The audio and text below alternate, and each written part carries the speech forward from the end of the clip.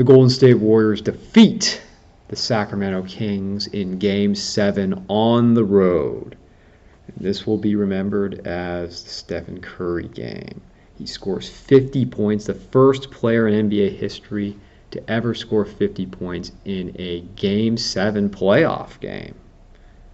Never been done in the long history of the NBA. All the great players that have come before him and among his contemporaries had not been done. How it has changed the story on Curry in less than a year. A year ago, it was, well, Curry is a Hall of Fame player. He has a great legacy. He won 3 NBA finals. He was a 2-time MVP. He led a team to the greatest regular season record in NBA history. But when it comes to the greatest stage, he's good, but he's not great. And he had been somewhat of a disappointment. Well, last June, he won his first Finals MVP, became a 4-time champion. Without Kevin Durant, he was the guy, the star on the championship team, and he silenced his critics. And a little extra sweet when you defeat a legacy team like the Celtics. That does mean a little more. And now this year, it's the first round. You have to take that into consideration. But on the road, Game 7, when the rest of his team, offensively speaking, did not show up, he put them on his shoulders.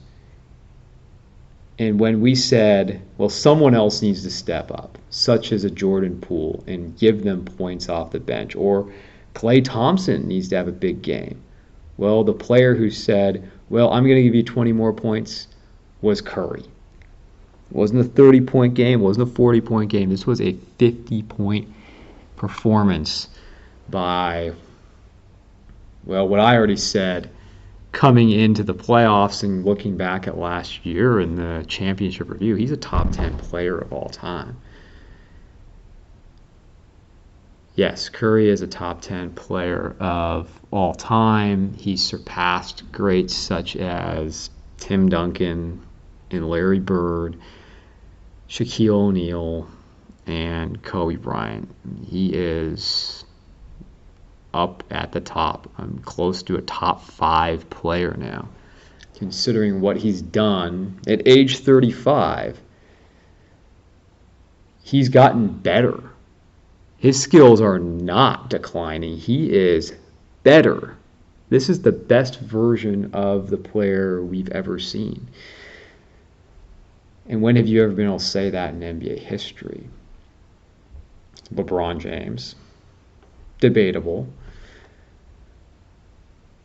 I think Kevin Durant and Stephen Curry are playing their best basketball, and that's really saying something. And there's no argument between who's better between Curry and Durant. It's Curry. He has more hardware, and he's led his teams further. He's won more, and he's done it without Durant. Before Durant came and after Kevin Durant, but we're not going to talk about any more of him until we look at that other series with the Nuggets. This is about the Warriors and the Kings, and this could have gone either way. I believe in momentum, but it's gone back and forth. Both teams won games on the road, and I do enjoy the Sunday afternoon games. It's great on ABC, and that we got the A team with Mike Breen, Jeff Van Gundy, and Mark Jackson.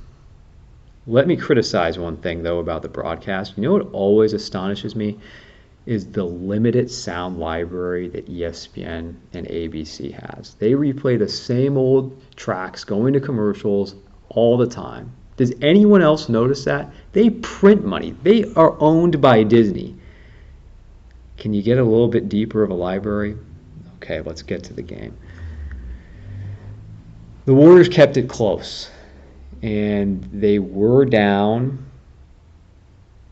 going into halftime, but they kept it close. And when it seemed like the Kings had an opportunity to run away with it, the Warriors, and specifically Curry, would not allow it. Because the Kings outscored the Warriors in both the first and second quarter. But the third quarter, it was like the old Warriors was dominated by the Warriors. It was only 12 points, but it felt more than that. Why? Because of all the missed free throws. These teams were tired for a first round. And the Warriors went to the line 30 times. They missed 11 free throws, and a lot of those came in the third quarter, and they could have completely put away the Kings in the third quarter. They didn't. The Kings themselves missed 11 free throws. So those are some interesting stats for you. You had 22 missed free throws in a deciding Game 7 between two good basketball teams. And the Kings were pleased with the first half. But who was it that said, you're not going to win this and you're not going to run away with it? It was Curry. Every time when you thought the Warriors were going to get too far behind, he hit the big shot. He came through and he came through and he came through for them. And you look at the box score, and the box score doesn't say it all. I've listened to sports throughout the day, and Greg Papa called it locally Curry's best game. Larry Krueger called it Curry's best game of his career. Damon Bruce called it Curry's best game of his career. Statistically speaking, it wasn't, but considering the stage, it was the playoffs, it was a Game 7. He scored 50 points. He had 8 rebounds, 6 assists, and what was so key for the Warriors, look at this, 7 total turnovers. Curry only had one turnover. And the Kings played a fairly clean game too. They only had 8 turnovers, and they got a little bit more sloppy in that third quarter. Things did not go their way in the third quarter. But give credit to the Kings. They did play well, and they played well throughout the series, and they didn't just give up. They looked defeated going into the fourth quarter. And what can you say about the overall performance of the Warriors? It was not good. The good thing about it was they played a clean game. They didn't turn the ball over. They played better defense, and the rebounding. And we'll get to Looney. But this was not a great game. It was a solid game. I almost hesitate to even call it a good game. I'd say it wasn't a good game as a team. 2 players had excellent performances. It was Curry and it was Looney. Look at this. Draymond Green, 8 points, 8 assists, only 6 rebounds. Andrew Wiggins provides 17 points, but he's only 5 of 16. 7 rebounds and 2 assists from Wiggins. Klay Thompson had a miserable game, 4 of 19, 2 of 10, 16 points.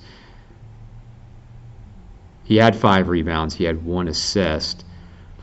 His biggest moment of the game, though, was ending the third quarter, and it was big. The 3-pointer and the foul, the 4-point play to maintain a comfortable lead going into the fourth quarter. Jordan Poole, been very critical of him. He did slow it down a little bit. And that was very important in this game.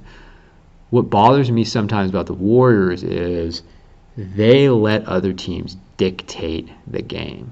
They let other teams too many times, as successful as they've been, set the tone of how they're going to play. What's the style? Well, the Warriors slowed it down in the third quarter, and it got to the Kings. And what you saw at the Kings was they were demoralized, and it didn't hit them until middle to late third quarter. As a young team, they were tired. They felt the pressure. And I believe, even though, yes, their expectations for the Warriors being what they were, who had more pressure in this series on them? The Warriors should have been better all year, but they were the 6th seed. To me, there was more pressure on the Kings, considering this is a team that's never won anything. Yes, they're young, but they're the 3rd seed, and they have home court advantage. Gary Payton, he was better than his 2 points in the box score. He had 4 blocks. Moses Moody, 5 points, but I want to see more of him. I want to see more Moody. DiVincenzo, 3 points, and Kuminga came in at the end in garbage time. Then let's look at the Kings box score, and we've been very complimentary of Mike Brown, and he's done such a good job, but Kerr outcoached him in Game 7. He did. He made better adjustments, and it was surprising to see that Mike Brown did not put Davion Mitchell more on Curry, and they didn't double team him as much as they should have. For the Kings, look at this. Sabonis, he had a very, again, you got to be careful with box scores. He had a very misleading stat line. 22 points, 8 rebounds, 7 assists. Great. But can I say that was a very empty 22 points, 8 rebounds, and 7 assists? De'Aaron Fox, you wonder about the finger, and you wonder if there would have been a different outcome in the series if he didn't get hurt. It's a what if, but no excuses. Every team has their injuries. He struggled in the third quarter, especially 5 of 19 shooting, 6 assists, 16 points. This was a tough one for him. Kevin Huerter, 7 points. Keegan Murray really came alive in the middle to the end of the series, 10 points. He did not make a 3. Harrison Barnes, he was transparent in this game, and he disappeared. 4 points, no rebounds, no assists from Harrison Barnes, 1 of 4 shooting. Their bench, well, they kept Malik Monk under control. He had 14 points, 4 of 14. Terrence Davis was the guy who stepped up. He had 14 points. Lyles, 6 points. Mitchell, 1 point.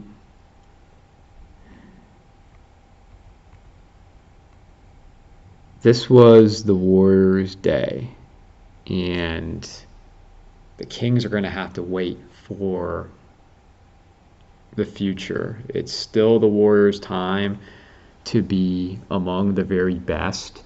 And the Kings had a good season, but you have to say it's very disappointing. As we've talked about Curry, and we'll talk more about Curry, but the guy we have to talk about was Looney. There were only 2 Warriors that had good games, but they were excellent, superb, elite performances, and it was Curry, and then it was Kevon Looney, who had his 3rd 20-rebound game of the series. That had not been done except by 2 Hall of Fame players, Wilt Chamberlain and the Warrior himself, Nate Thurmond. These were the 2 that had done that. And who joins them? Looney. And Looney, he gives you everything. He gives you everything. And when you look at the players in the series, who were the best 3 players in the series? It was Curry. At one point in the series, you would have said it was Fox, but it was Curry. Then it was Fox, and the 3rd best player in the series was Looney. Sabonis led the NBA in rebounds in the regular season, but he was outplayed by Looney. We'll go over and look at the series stats here. Let's look at those too. Here's Curry at 35 years old, averaging 33 points a game, 4.9 assists, 4.9 rebounds. Then you look at Klay Thompson. He had 20 points. Field goal percentage was 42, but 35 from 3, and that especially went down the last 2 games. Wiggins had 18 points. Jordan Poole ended up with 12 points. Green had 9.5 points, thanks to a 21-point game, 6.2 rebounds, 8 assists. Looney, 6.9 points, 15.1 rebounds, 4.3 assists. And he was a great ball handler, or at least I should say it's not so much of a ball handler, a distributor in this series. And they just trust him. And you have to trust him. He's earned that trust. And then you compare that to the starters of the Kings. We'll throw Monk in there too. Fox, 27 points. Monk, 19 points as the second leading scorer. Fox also had 7.7 assists. Sabonis, again, this is so misleading. 16.4 points, 11 rebounds, 4.7 assists. He averaged over 7 assists. They were way down. He was an ineffective passer. He was bad on defense. He was exposed in a number of ways. I mean, the Warriors just disrespected him. They just kept him open so many times. He, again, didn't do anything special with distributing. He was struggling on defense, and the Warriors left him open so many times, and he couldn't take advantage of it. And he wasn't able to take advantage of smaller players. And the thing with Looney is, I'd love to have a second center, like legitimate center, all due respect to Draymond Green. I mean, you'd love to have a bigger body in there, so I don't mean to be, or have been critical of Looney, and I didn't give him enough credit for his play in the finals last year either. But what can you say about Looney? He out-physicaled Sabonis. He wanted it more than Sabonis, the rebounds. I mean, his offensive rebounding was demoralizing, and it just killed the spirit and the soul of the Kings in the third quarter. The three-point shooting was, well, I'll get to this too. Harrison Barnes, he had 10 points, only 10 points. Murray, who played better and better as the series went on, 9.7. And Herter had a disappointing 9 points for this series. But look at the three-point shooting, and it does, as I said last time, the percentages go down, even of the best three-point shooters in the playoffs. Curry 37.8, Thompson 35.6, Wiggins was only at 27, Jordan Poole was 25. He had a slightly better game. Fox was 33, which was very close to where he was in the regular season. Monk 33, and then after that, Keegan Murray was 37.5. He had the second highest three-point percentage in the series. Barnes, 24. Sabonis, 20. Herter, 20%.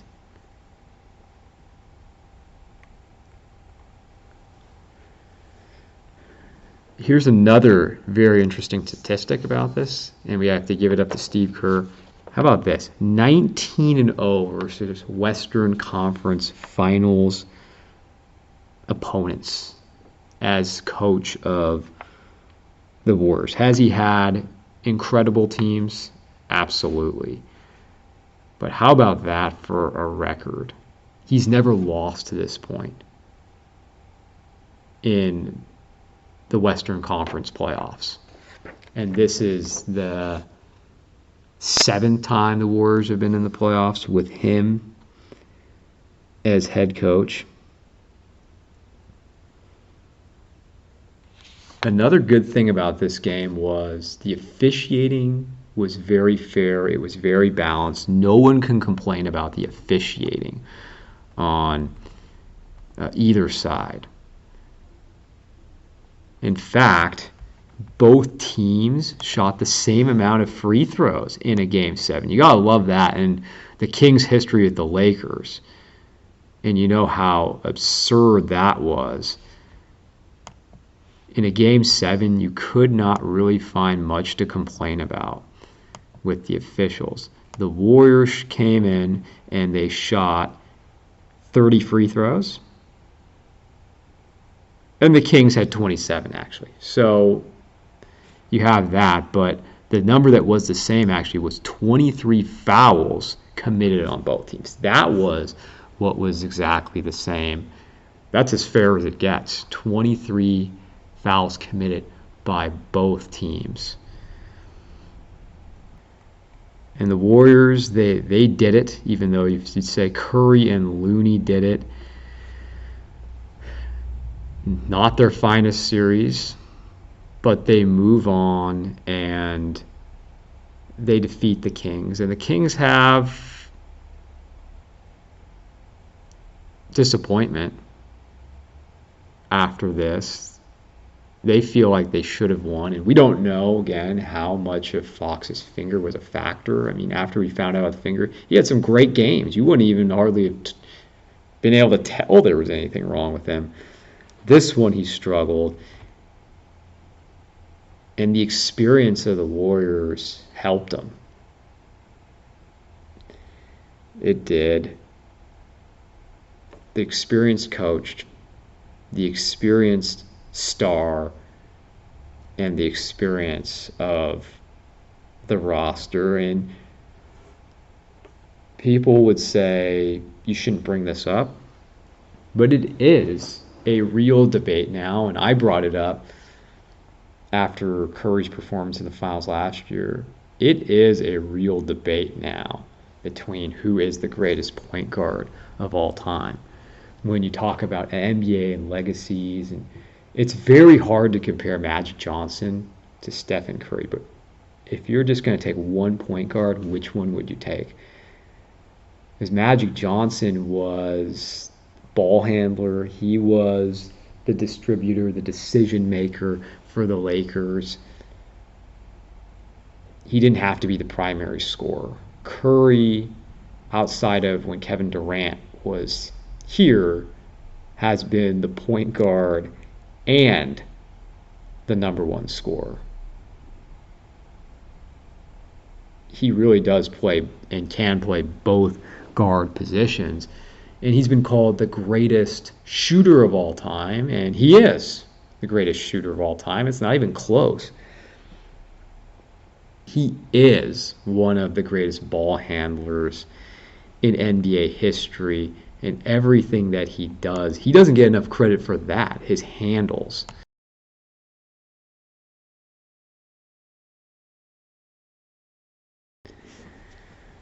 Hey, who's better right now with the basketball than Curry when it matters? Think about all that he's doing. He's the primary ball handler, and he is the primary scorer. And once again, looking at the box score, it wasn't his most efficient game. I mean, he took almost 40 shots in Game 7. But he made 7 threes. He made 20 baskets. And he only did this 50-point game with 5 free throws. Only 5 free throws. He missed 2 of them. 50 points. And it was Jordan-esque. For those of us who actually went back and watched. I mean, I saw the Game 6 in 98 live. I was around. I watched it. It was one of the great, all-time great sporting moments in sports. And I went back and I rewatched it several years ago because of that. And I want to see it with more experienced eyes. And it wasn't Jordan's greatest game. If I'm not mistaken, he was 15 of 35 shooting. He didn't do much with rebounds.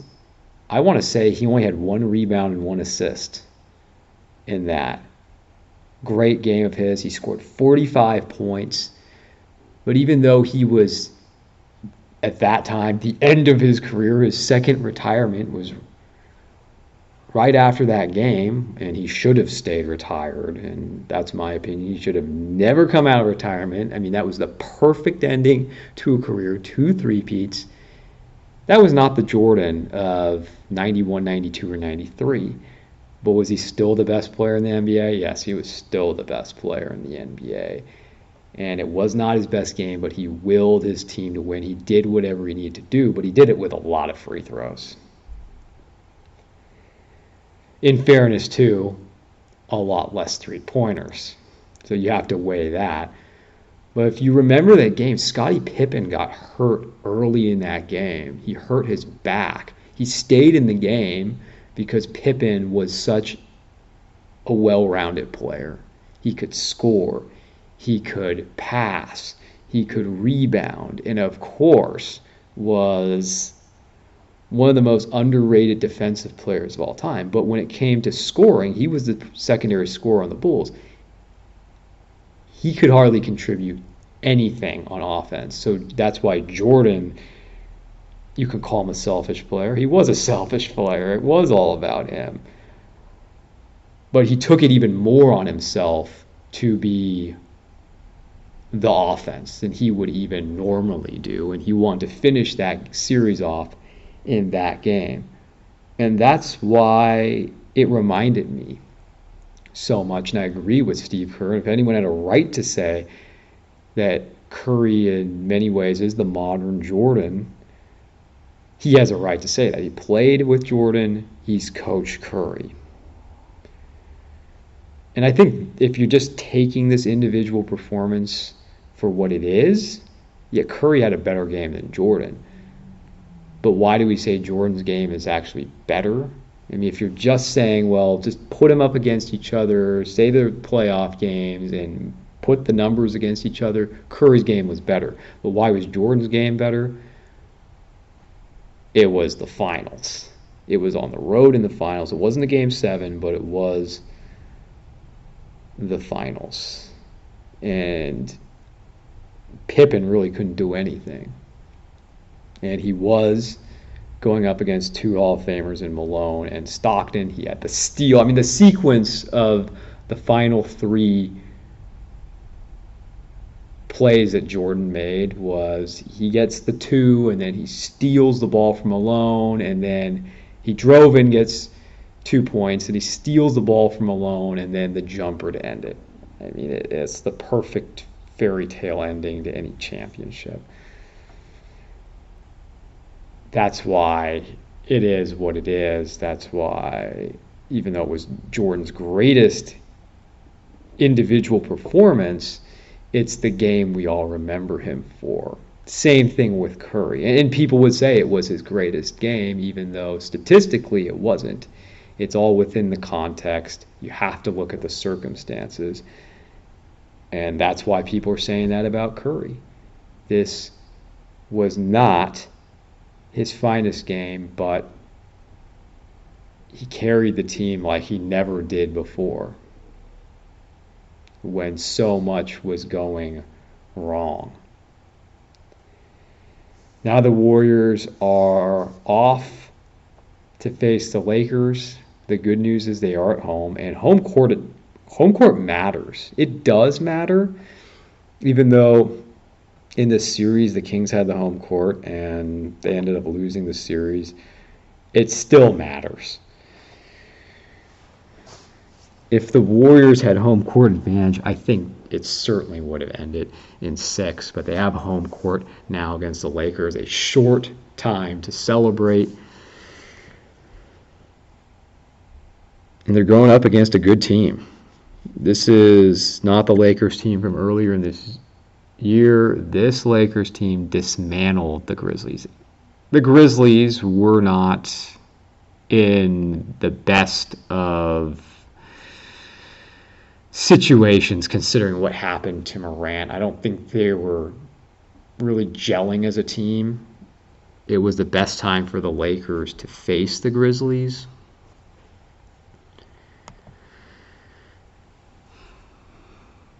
But they just destroyed the Grizzlies, and this is going to be a very different matchup for the Warriors. I think there are mismatches on both sides. I'm not even going to make a prediction, but the Warriors are going to have to play better to win this series. And on Bleacher Report, they just said, well, the series comes down to Anthony Davis versus Looney. How you like that?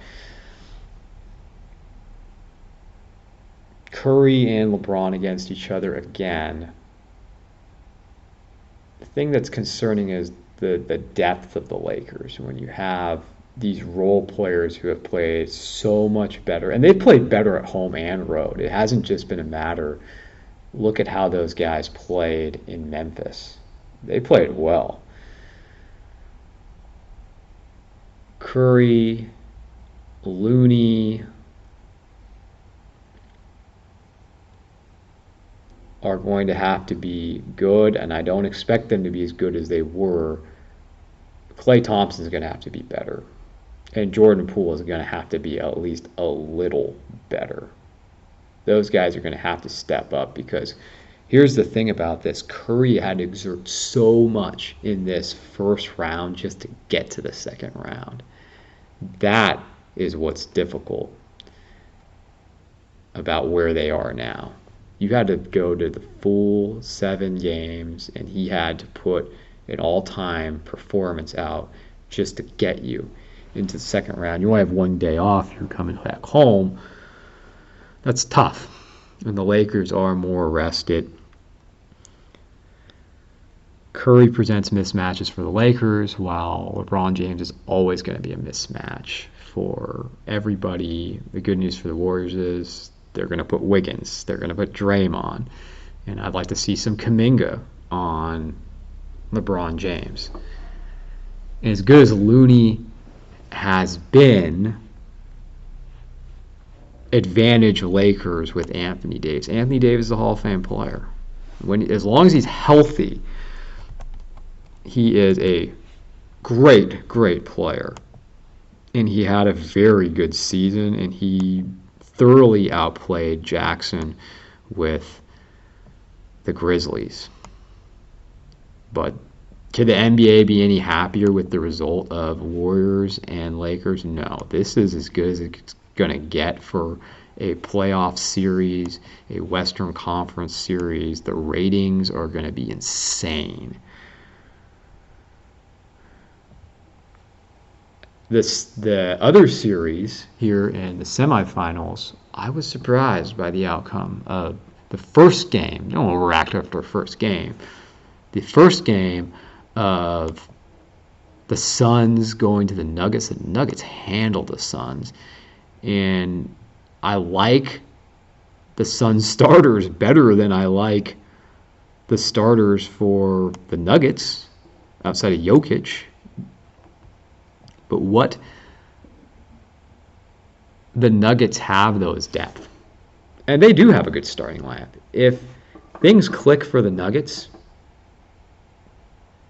there's no problem with them beating the Suns, because the Suns, when they got Durant, though, they are thin. I mean, be sure of this. This is not the Warriors with Kevin Durant, because the Warriors were thinner with Durant than they were pre-Durant, but they were still a deep team. This is not a deep Suns team. Their starting 5, very good, very impressive. The Nuggets, on the other hand, are a deep team. And what are they going to do? I mean, I said Murray versus Chris Paul. We all respect Chris Paul, but Murray is so fast. How are they going to handle that? That's a mismatch. And of all the players in the NBA who has a similar body to Kevin Durant, it's actually Porter. He's actually a better rebounder than Durant. He's an excellent three-point shooter. He's at least someone you can put on Durant. I don't think he's a great defender, but he's a long body you can put on Durant.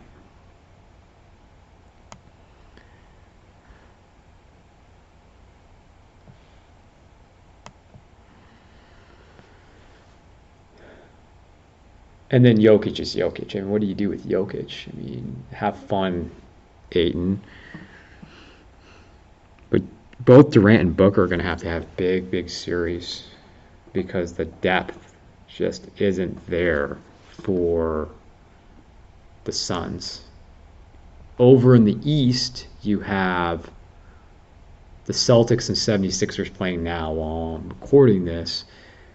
And then yesterday, you had the Heat defeat the Knicks. And I have to say, I think it's a joke how much attention the Knicks get, but I love games at Madison Square Garden. I love the sounds of Madison Square Garden. I love the mid-court logo of the Knicks is great. And what I also appreciate about what ABC and ESPN did yesterday was they sent Mark Jones to New York, and then they had Mike Breen doing the Warriors Kings. So that's fair for everybody. The Heat won the first game, actually wearing red. They almost always wear the black. The Heat win the first game, and they just keep on winning. It's not very pretty, but the Heat just keep winning, and they're up 1-0 on the Knicks. We'll see what happens with Jimmy Butler's health. I think he'll be okay.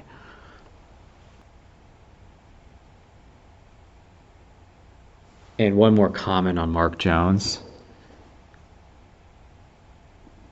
The Kings did not vanquish the Warriors. They won the first game. The Warriors vanquished the Kings. NBA playoffs, they're the second best thing to the NFL playoffs. The great thing, though, is you get to enjoy it, especially the semis, to the conference finals, to the finals, for a long stretch. I do feel that the first round should only be 5 games, though. You don't need the first round to be 7 games. And these past series proved it. Yeah, it was fun, Warriors and Kings, but the rest of the series were finished off quickly. Let's enjoy these series. We got some good basketball ahead of us.